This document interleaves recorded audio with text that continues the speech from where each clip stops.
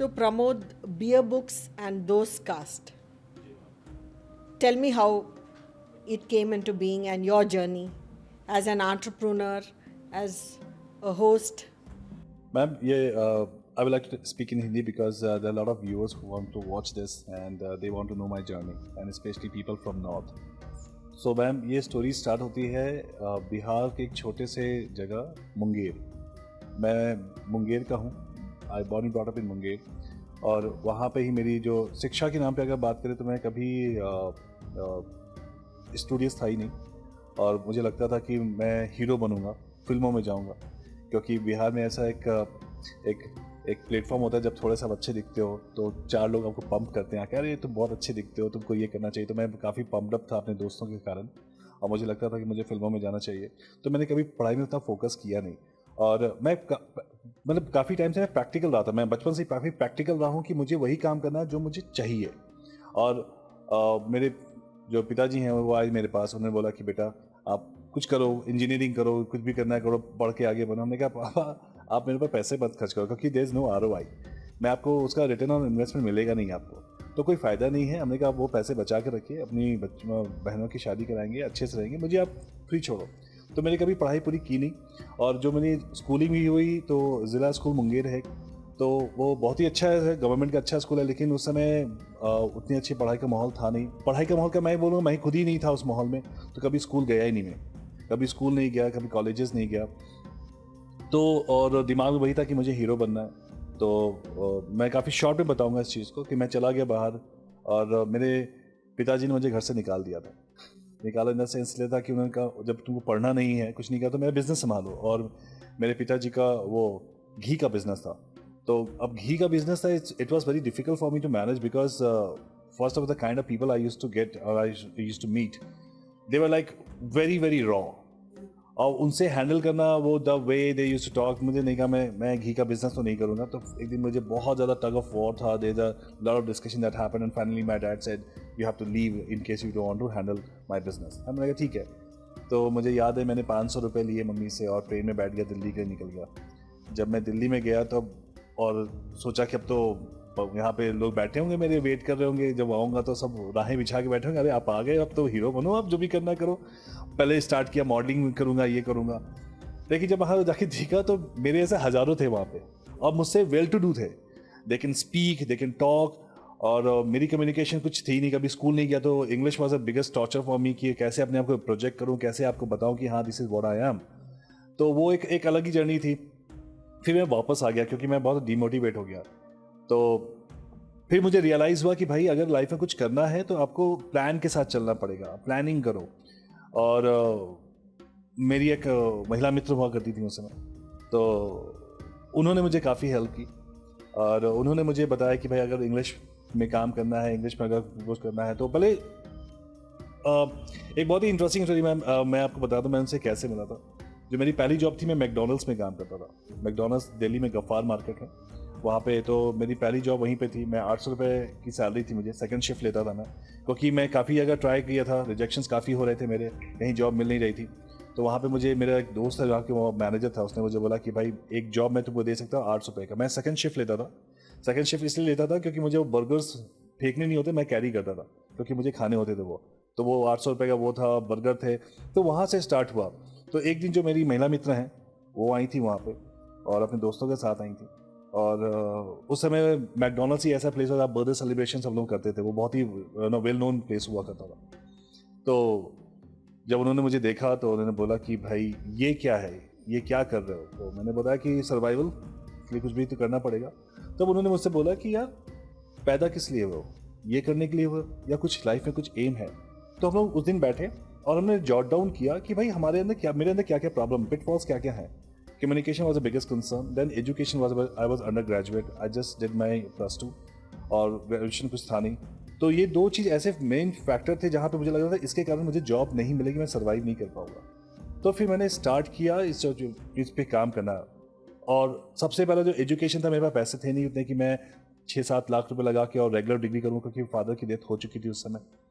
तो फिर मुझे लगा कि भाई क्या करूँ, तो फिर मैंने बहुत ही रिसर्च किया। फिर फाइनली मुझे इग्नू मिला, Indira Gandhi national open university, जहाँ से मैंने बैचलर में अपने आप को इनरोल किया। और मैंने सिर्फ 35,000 में अपने बैचलर्स कंप्लीट किए। तो मैं अर्न भी कर रहा था और मैं काम भी कर रहा था। वो हुआ। उसके बाद इंग्लिश पे बहुत इंपॉर्टेंट था, तो इंग्लिश पे काम करना स्टार्ट किया कि भाई आपकी कम्युनिकेशन स्किल्स को कैसे बढ़ाएंगे। This is very unfortunate in India कि आपको आपकी मदर लैंग्वेज पे जॉब नहीं मिलती है। आपको you have to speak in English to show that you are highly educated, which I don't believe any more. तो कम्युनिकेशन पे काम किया। आपको अगर बियर बुक्स पे आप जाओगे तो आपको एक मैंने वीडियो बनाया था जब मैं इंग्लिश पढ़ता था, राम जाता है राम गोस, खुद की अपनी डिक्शनरी बनाई थी, वोकैबुलरी बनाई थी मैंने, वो सब पे बहुत काम किया। फाइनली फिर मैंने बैचलर्स कंप्लीट किया, धीरे जॉब्स में आया। मैं पहली जॉब मैकडॉनल्ड्स थी, फिर हिंदुस्तान टाइम्स से पेपर बेचे मैंने मॉर्निंग में 3 बजे उठ के। फिर मैंने हच कॉल सेंटर ज्वाइन किया। फिर मैंने काफ़ी सारे और जॉब्स करते करते फाइनली जब मैंने डिग्री ली तो मैंने एक पहली कंपनी ज्वाइन की, Pinaki technologies, as a C++ developer. लेकिन प्रोजेक्ट चला गया तो फिर उन्होंने मुझे एक दूसरे उस पर डाल दिया, रिक्रूटमेंट। और the moment I started recruitment I found my self कि अरे यार this is what I want, because मुझे पैसे बहुत मिल रहे थे वहाँ से, इंसेंटिव बहुत था वहाँ पे कि आप कुछ करोगे तो उसका इंसेंटिव मिलेगा। क्योंकि मैंने कोई ऐसी जॉब देखी नहीं जहाँ पे आप काम करोगे, सैलरी प्लस इंसेंटिव आपको मिलेगा। तो वो मैंने स्टार्ट किया और फाइनली फिर मैं उसी पे आगे बढ़ता चला गया। और फिर मैं कम्युनिकेशन थोड़ी बहुत बेटर हो गई। और उसके बाद फिर मैं लंदन में गया। लंदन से मुझे लोगों ने हायर किया, 2 साल मैं लंदन में रहा था। फिर मैं वापस आया, फिर US चला गया। US में काफ़ी टाइम तक रहा। US में जब मैं लंदन में, तभी एक कंपनी है कैपजेमिनी, वहाँ पे रिकमेंडेशन मिला कि इस बंदे को हायर करो इंडिया में। तो this is how I started my journey. और लेकिन दिमाग में कहीं ना कहीं एक चीज़ था कि मैंने जो भी मेरे मेंटोर थे, जिन्होंने मुझे भी सिखाया बहुत कुछ, उन्होंने मुझे बोला कि यार सबकी हेल्प करना जब भी। और मॉम ने भी बात बोली थी कि बेटा तुमने जो देखा है लाइफ में, अगर तुम्हारे सामने कोई ऐसा चीज़ आ जाए ना, उसकी हेल्प जरूर करना, without even giving a single thought कि यार इसका रिटर्न है कि नहीं है, तुमको ये होगा कि दोबारा मिलेगा कि नहीं। तो मैंने वही चीज़ किया। मैंने फोकस किया कि जितने भी लोग मेरे पास आएंगे हेल्प के लिए, मैं कभी उनको मना नहीं करूँगा। चाहे अगर मेरी सामर्थ है तो मैं ज़रूर उनकी हेल्प करूँगा।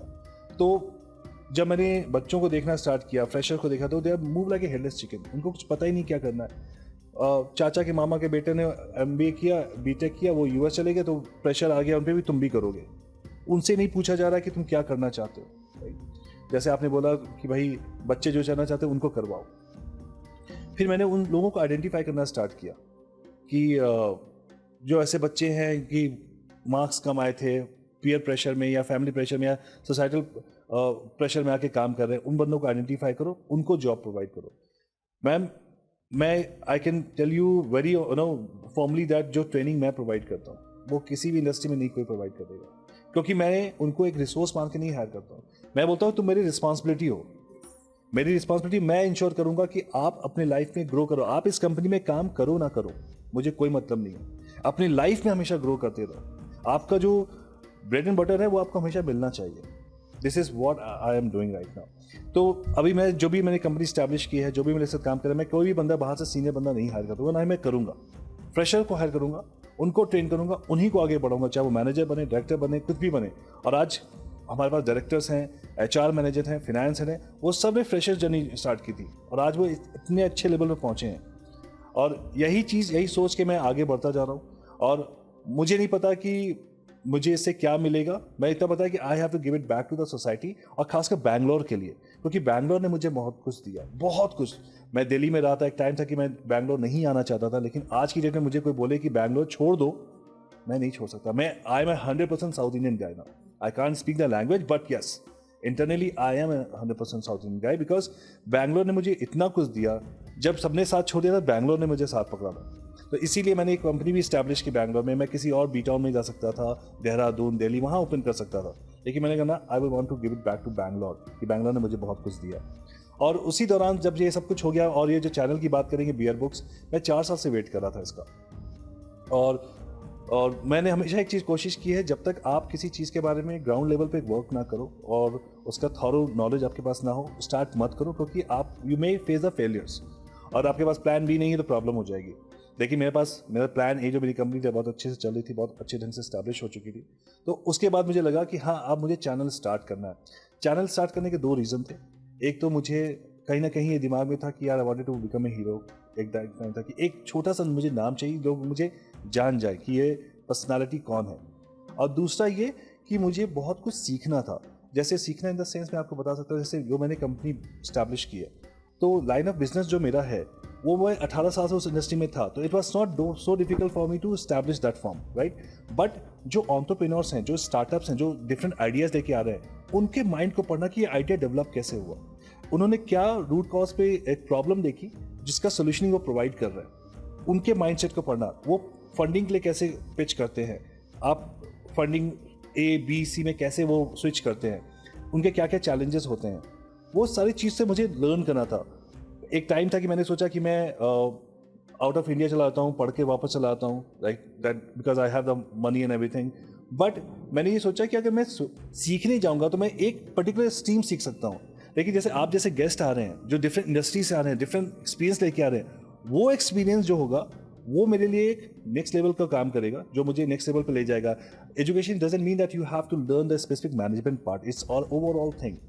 चाहे आपकी लाइफस्टाइल हो, चाहे आपका माइंडसेट हो, चाहे आपका स्पिरिचुअलिटी हो, हर एंगल में आपको सीखना पड़ेगा। और that is why I just build this platform कि जहाँ पे डिफरेंट लोग आ रहे हैं as a university, as an institute, कि मुझे वो सिखाएंगे आगे। तो this is what I started.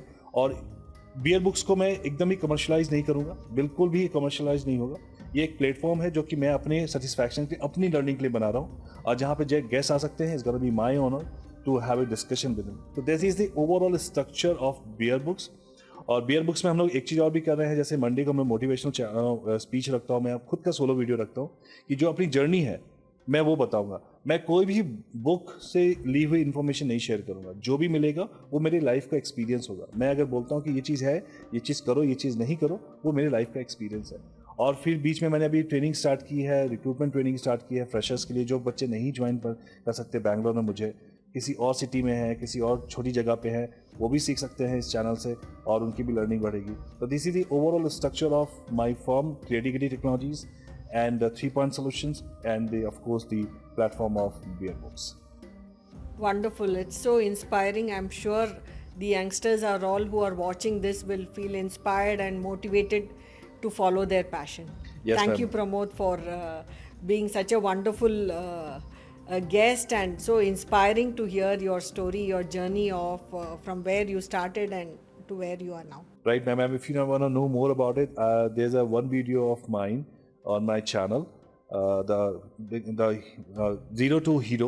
It was not made by me. It was made by my entire team. They wanted to give some sort of attribution to me, so they made this video. And if you want to know about it, you can watch that video as well. I'm sure our viewers are motivated. So Jai Hind and Jai Bharat.